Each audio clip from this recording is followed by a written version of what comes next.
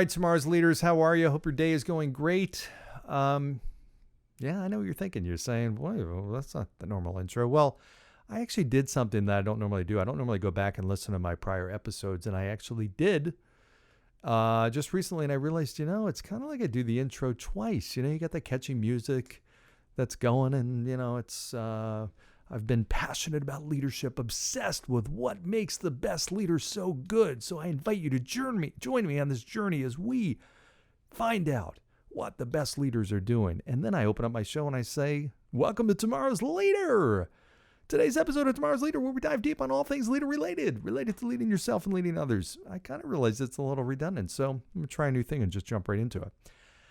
That's not the only new thing I'm going to try. I'm going to do something else different. I'm going to throw out a challenge to everybody who's listening here. We're going to play a little game. Why? Does this have anything to do with leadership? No, but I just like to play games and have a little fun. So I'm going to challenge you with something. This is a riddle, and I know you can look this up. I know you can Google it and find the answer to. All right, we're going to do the honor system here. I'm going to really ask you to be honest and just dig deep, see if you can find out the answer to this. And the first person who emails me or texts me, okay, I'll give you my email address and text number. The first person who emails me or texts me with the right answer, not only will I give you recognition and put your name out, I just looked, our episodes, our podcast, Tomorrow's Leader, goes out to its audiences in 88 different countries now. It was 66. I hadn't looked in a while. It's now 88. So you got people, your name will be mentioned to people all over the world. You could be taking a trip to Italy and somebody might hear your name mentioned and say, I heard your name on Tomorrow's Leader.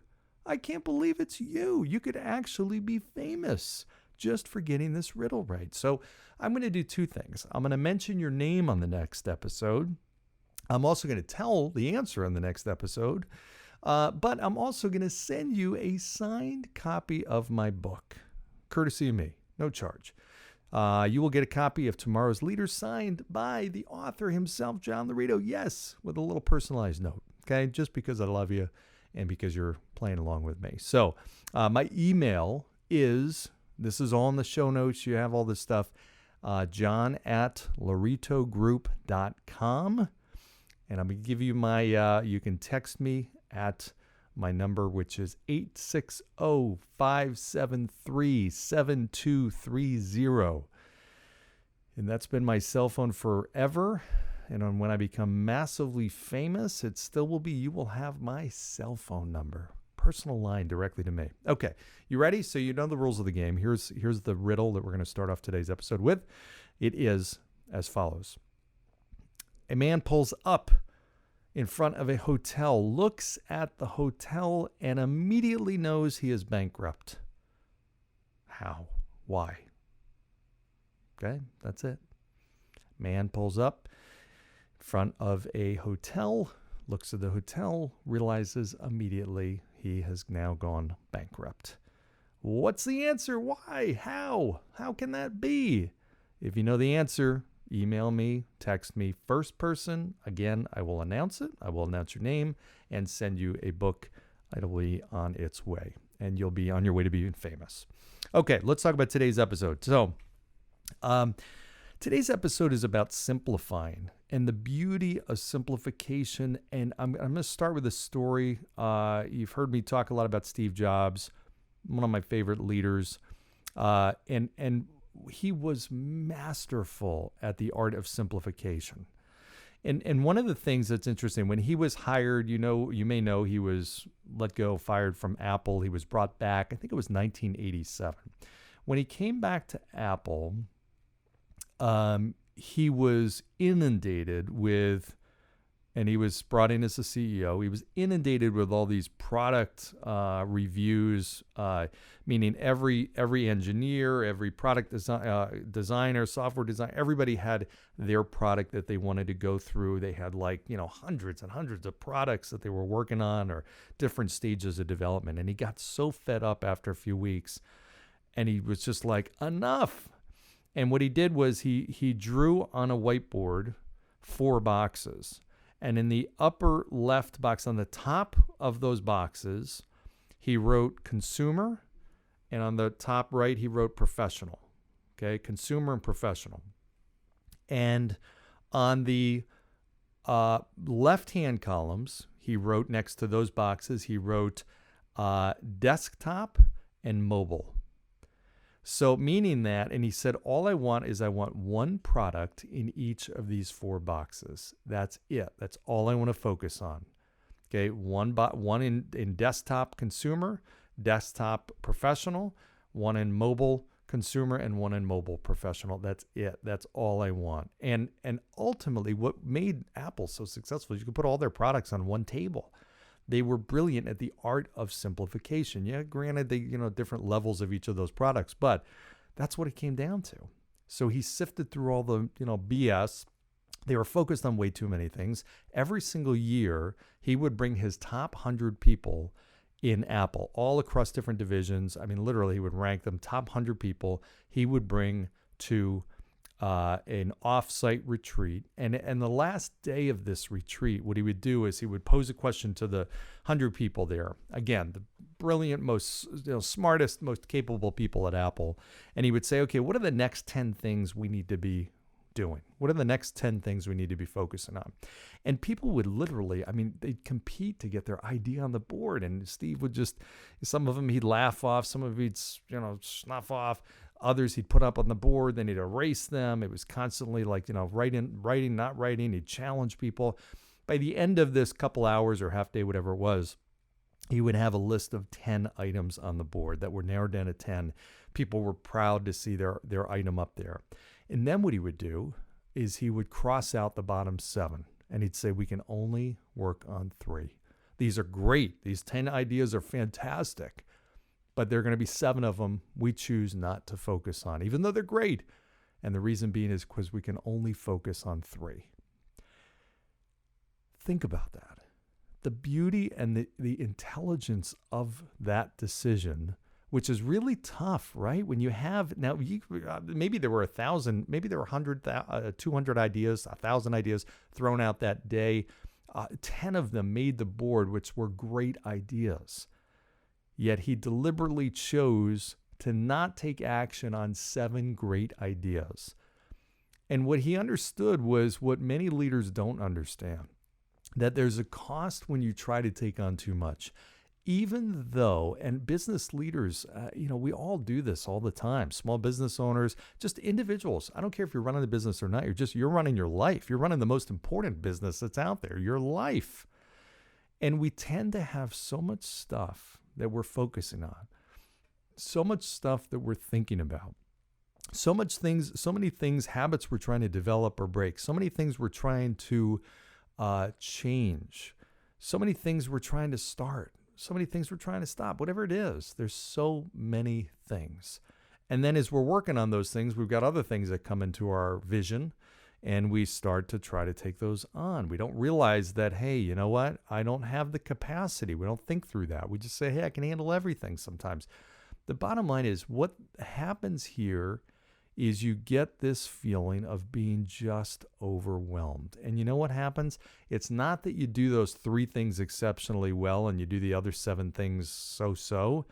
You don't do any of them well. You truly don't. And that's the cost of it. So the beauty of that decision is what he realized. It's like running with a backpack on. When you've got so many things you're trying to focus on, you just cannot run fast. And eventually you can't even run. It's just too heavy. You don't even want to. You feel like you can't do anything right.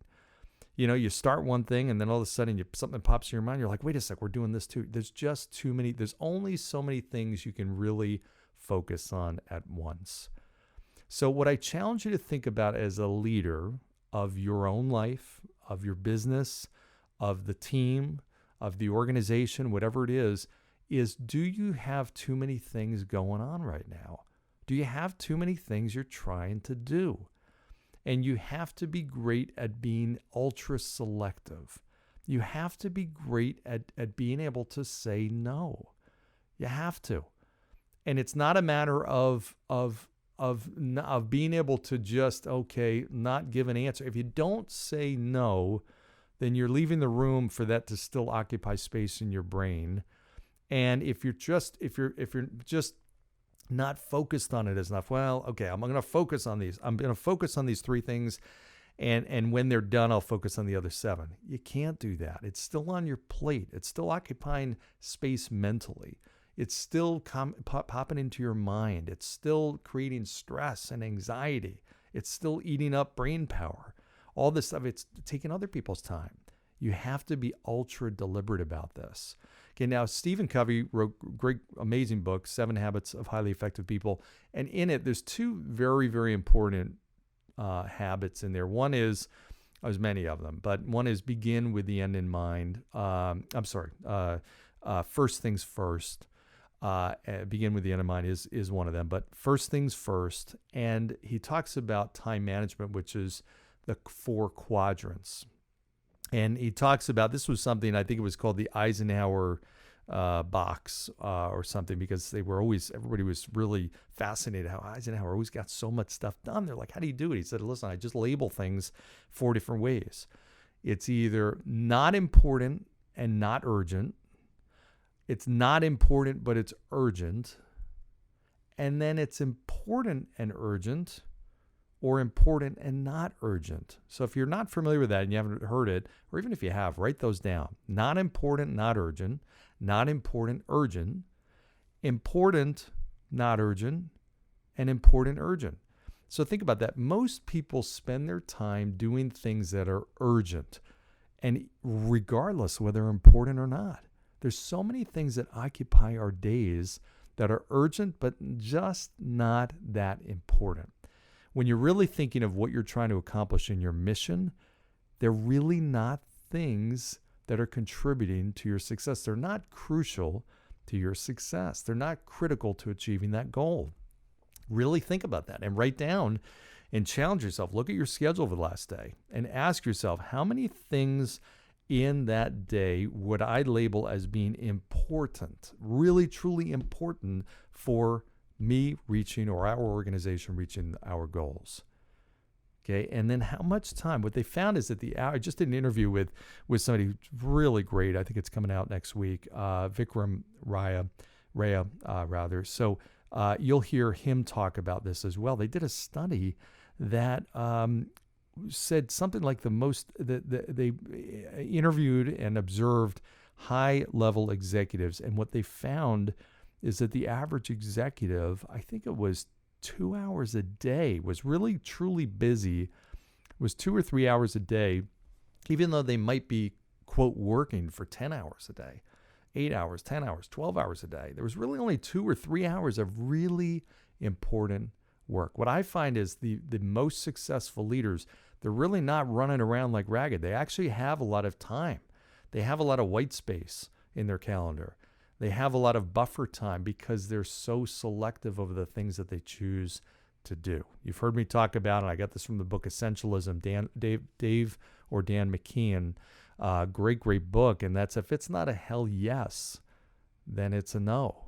Okay, if it's not a hell yes, it's a no. Bottom line is, Steve Jobs was so great at simplifying and being able to say no to great ideas, because it would take away from even better ideas and their ability to execute on even better. So my big challenge to you today, whether it's you looking personally and thinking about your life and how many things you have going on, if you are just feeling overwhelmed and stressed, a lot of times it's because of this. So take a whiteboard, take a sheet of paper, take whatever you want, write everything down and list out what are the things that are truly important and what are the things that are not. What is urgent and what's not. And focus on the things that are important and not urgent. These are critical. I think about things like this. This podcast, this is important. It's very important for me to do this for many reasons. From a personal satisfaction standpoint, from communicating to my audience, from developing people, all the things that are my mission, this ties into. It's not urgent, though. It's not, in other words, there's nobody that's saying, hey, you have to put this episode out then. It's my decision, right? So I could easily push this recording off to tomorrow or the next day. And sometimes when I get really busy, I will tell you, I got a lot of stuff going on. working with my clients, I'm doing stuff, keynotes, all this kind of stuff. It's sometimes tough to fit this stuff in.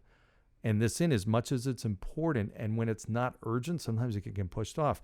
But the decision you have to make in order to do this today, and you are listening to this today because I carved out time in my schedule today, which meant not making a decision. And I've got a long list of things that I could be doing that just are not as important and ultimately would be taking up the time for me to do this. Vikram again talked in the episode that's coming up about starting your day with the things that are urgent, not important. I love that idea. Take the first 30 minutes of every day. Start with the things that are important but not urgent. It's interesting when you're running a business. These are what I call the get-ahead tasks. This is marketing, new business development. This is recruiting new people. It's thinking about how and figuring out how you're going to scale your business. What I look at is working on your business. Okay, and take a day or 2 days out of your business. I used to sit in a coffee shop, literally, sit by a lake, do whatever you want to do, and just think about and work on your business. Work with your coach on this. You all should have a coach. Everybody should be working with a coach. I don't care if you're a leader, if you're not a formal leader, or you are. Everybody, the top executives, all have coaches. You have to have somebody you're working with. So grab your coach and do this. And work on your business. Okay, that's important, but not urgent, right? You could push that off. It's important. You could be like, I got too many things to do. I can't do that now. Do it. You will reap the benefits and the rewards of that. And then the last key point is, as a leader, how effective is that? I'm thinking about Steve Jobs with the Apple employees, the Apple team, the Apple leaders. Wow, how focused were they? When they knew those 3 things that they had to do, or those 4 products versus the 400 that they had, they were committed to make these work at a super high level, right? There was nothing else distracting them. There was nothing else they could say. They couldn't say, well, I was working on project number 4 or 5 or 6 or 7. No, it was number 1, 2, and 3. That's it. So think about how you can get your team so laser focused behind this. What are the 3 things that are most critical? What are you going to choose to excel at?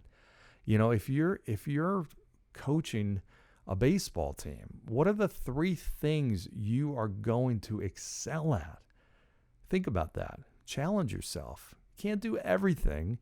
You can't be the best base runners in the league, the best hitters in the league, the best pitchers in the league, the best fielders in the league, the best recruiters in the league, the best at practices in the league, the best uniforms in the league. You just got to pick what you're going to be great at, right? Choose what you stand for, and you'll find that everybody in the team gets behind that, right? So again, the art of simplification, I think it's so incredible. That will help you accelerate. If you're sitting there and you feel like you're at a plateau, which everybody at some point is going to be in a plateau,